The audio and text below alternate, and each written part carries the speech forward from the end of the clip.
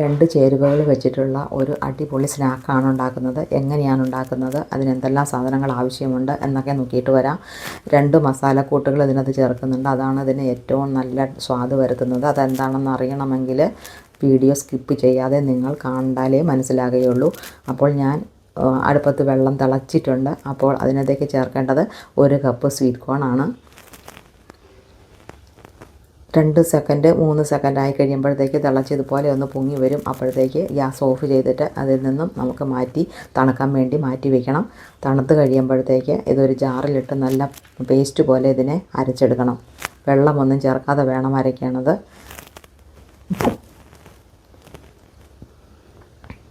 അപ്പോൾ നല്ലവണ്ണം അരച്ച് വെച്ച പേസ്റ്റ് നമുക്കൊരു ബൗളിലേക്ക് ചേർത്ത് കൊടുക്കാം.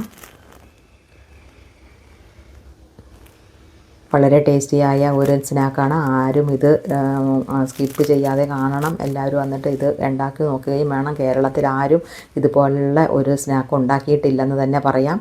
അതുകൊണ്ടാണ് ഞാൻ പറയുന്നത്. അപ്പോൾ ഒരു പൊട്ടറ്റോ ആവശ്യമുണ്ട്. ഇത് ബോയിൽഡ് പൊട്ടറ്റോയാണ്.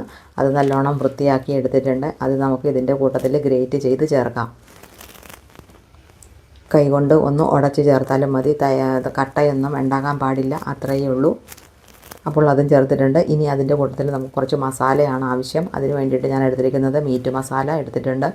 അളവിനനുസരിച്ച് മസാലകളൊക്കെ നിങ്ങൾ ചേർക്കണം കേട്ടോ. ഞാൻ അത്ര ചേർത്തു എന്ന് പറഞ്ഞാൽ നിങ്ങൾ അതൊന്നും ചേർക്കരുത്. ആവശ്യത്തിനുള്ളത് എടുക്കുന്ന ക്വാണ്ടിറ്റിയുടെ അളവിനനുസരിച്ചുള്ള മസാലകളെ ചേർക്കാവൂ. മുളക് പൊടി എടുത്തു, മഞ്ഞൾപ്പൊടി എടുത്തു, അതുപോലെ തന്നെ ഗരം മസാല എടുത്തു. പിന്നെ അല്പം ചേർത്തിരിക്കുന്നത് മീറ്റ് മസാലയാണ്. പിന്നെ അതിന് ശേഷം 1/2 കപ്പ് വറുത്ത അരിപ്പൊടി കൂടി, നൈസ് അരിപ്പൊടി കൂടി എടുത്തിട്ടുണ്ട്. അതിൻ്റെ കൂട്ടത്തിൽ അവിലൊന്ന് ചൂടാക്കി പൊടിച്ച് അതും എടുത്തിട്ടുണ്ട്. ഇനി അതെല്ലാം കൂടി ഒന്ന് ചേർത്ത് അതിന് പകരം കോൺഫ്ലവർ ചേർത്താലും മതി കേട്ടോ.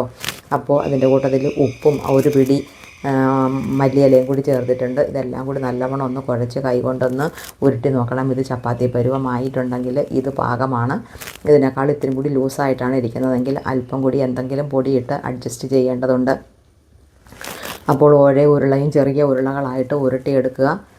ഇതുപോലെ ഉരുളകളൊക്കെ ഞാൻ എടുത്തിട്ടുണ്ട്. ഇത് നമ്മുടെ കൈവെള്ളയിലോ അല്ലെങ്കിൽ എന്തെങ്കിലും ഉപകരണം വെച്ചിട്ടോ ഇതൊന്ന് പതുക്കെ ഒന്ന് പരത്തി എടുക്കേണ്ടതാണ്. അപ്പോൾ ഒരു അപ്പച്ചട്ടി അടുപ്പത്ത് വെച്ചിട്ടുണ്ട്. ഈ അപ്പച്ചട്ടിയുടെ അകത്ത് അല്പം എണ്ണ ഒഴിച്ചു കൊടുത്തു. എന്നിട്ട് ഉരുട്ടി വെച്ച ഉരുളയും ഇതിൻ്റെ കൂട്ടത്തിൽ ഓരോ കുഴിക്കകത്തും വെച്ച് ഒന്ന് പരത്തി വെച്ചിട്ടുണ്ട്. ഇത് കൈകൊണ്ടൊന്ന് പരത്തി ഇങ്ങനെ വയ്ക്കണം. അപ്പോൾ ഇതിൻ്റെ കൂട്ടത്തിൽ ഞാൻ ചെയ്യുന്നത് ചീസാണ് കേട്ടോ. ചീസ് ഉണ്ടെങ്കിൽ മാത്രം ചെയ്താൽ മതി. ഇത് ഒരു ടേസ്റ്റുമാണ്. അതുപോലെ തന്നെ കാണാനും നല്ല ഭംഗിയല്ലേ വീഡിയോയിൽ, കഴിക്കാനും നല്ല ടേസ്റ്റാണ്. അതുകൊണ്ടാണ് മൊസറല്ല ചീസാണെങ്കിൽ അതും ചേർക്കാം, ഗ്രേറ്റഡ് ചീസാണെങ്കിലും ചേർക്കാം, പനീറാണെങ്കിൽ അതും ചേർക്കാം. ഇപ്പോൾ എൻ്റെ കയ്യിൽ ചീസായിരുന്നു ഉണ്ടായിരുന്നത്. അത് ഞാൻ ഓരോ കഷ്ണം ചെറിയ കഷ്ണങ്ങളായിട്ട് മുറിച്ചിട്ട് ഇതിൻ്റെ കൂട്ടത്തിൽ നടുക്ക് അത് വെച്ച് കൊടുക്കുന്നുണ്ട്. ഇനി നമുക്ക് പാത്രം ഒന്ന് മൂടി ലോ ഫ്ലെയിമിൽ ഇതൊന്ന് മൂത്ത് അടിയിലൊന്ന് ക്രിസ്പി ആകുന്നത് വരെയും ഒന്ന് വെയിറ്റ് ചെയ്യാം. അപ്പോൾ ഇടയ്ക്കൊന്ന് പൊക്കി നോക്കണം സ്പൂൺ കൊണ്ട്. ഇത് മൂത്തിട്ടുണ്ടോ, അടിയിൽ നല്ല ക്രിസ്പി ആയിട്ടുണ്ടോ എന്ന്. ക്രിസ്പി ആയിട്ടുണ്ടെങ്കിൽ ഇത് ഇറക്കി മാറ്റാവുന്നതാണ്, കോരിയെടുത്ത് മാറ്റാവുന്നതാണ്. ഇത് അല്പം കൂടി ഒന്നാകണം. ഇപ്പോൾ ഈ പരുവത്തിനൊക്കെ ആയിട്ടുണ്ട്. നല്ല മൊരിഞ്ഞതായിട്ടുണ്ട് അടിവശം. ഇനി നമുക്ക് ഇത് മാറ്റിയെടുക്കാം. ഇത് മാറ്റിയിട്ട് ഞാനിനി ഇത് എല്ലാം കൂടി ഒരു ബൗളിനകത്തേക്ക് തന്നെ ആക്കുന്നുണ്ട്. അതിനുശേഷം നമുക്ക് വേണ്ടത് സവാളയും അതുപോലെ തന്നെ തക്കാളിയും കൂടി ചെറുതായിട്ട് അരിഞ്ഞെടുത്തിട്ടുണ്ട്. അതൊന്ന് മിക്സ് ചെയ്ത് ഒരല്പം ഉപ്പ് വേണമെങ്കിൽ ചേർക്കാവുന്നതാണ്. എന്നിട്ട് ഇതിൻ്റെ ഓരോ ഉരുള വാട്ടി നമ്മൾ ഉണ്ടാക്കി വെച്ചിട്ടുണ്ടല്ലോ, അല്ലെങ്കിൽ ചിറാഗ് പോലെ ഉണ്ടാക്കി വെച്ചിട്ട് ഈ കുഴിക്കകത്തേക്ക് ഇത് ചേർക്കേണ്ടതാണ്. ഇതൊന്നും ആരും സ്കിപ്പ് ചെയ്യരുത്. ഇതിൻ്റെ മെയിൻ ഇൻഗ്രീഡിയൻസ് ആണ് ഇതെല്ലാം. അപ്പോൾ അതും വെച്ച് കൊടുത്തു. ഇനി നമുക്ക് വേണ്ടത് പഞ്ചസാരയും അതുപോലെ തന്നെ പുളിയില്ലാത്ത കട്ട തൈരും കൂടി എടുത്തിട്ടുണ്ട്. അതൊന്ന് സ്പൂൺ കൊണ്ട് മിക്സ് ചെയ്ത് കട്ടയില്ലാതെ കലക്കി അതും ഒന്ന് ഇതിൻ്റെ കൂട്ടത്തിൽ ചേർത്ത് കൊടുക്കുന്നുണ്ട്. ഇതുപോലെ തന്നെ ഓരോന്നിൻ്റെയും ഉള്ളിൽ ഒഴിച്ചു കൊടുക്കേണ്ടതാണ്. ഞാൻ പറഞ്ഞില്ലേ 2 ഇൻഗ്രീഡിയൻസ് നല്ല ടേസ്റ്റിന് വേണ്ടി ചേർക്കുന്നുണ്ടെന്ന്. അതാണ് ഞാനിപ്പോൾ ചേർത്തുകൊണ്ടിരിക്കുന്നത്. ഇത് ഒരു കാരണവശാലും സ്കിപ്പ് ചെയ്യരുത് ആരും. ഇതെല്ലാമാണ് ഇതിന് ടേസ്റ്റ് കൂടുതൽ വരുത്തുന്നത്. അതിൻ്റെ കൂട്ടത്തിൽ ഇത് മല്ലിച്ചട്നിയാണ്.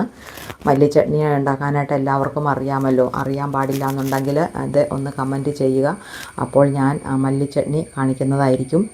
അപ്പോൾ ആ ചട്നി കൂടി നമ്മൾ ഇതിൻ്റെ കൂട്ടത്തിൽ ചേർത്ത് കൊടുക്കുന്നുണ്ട്.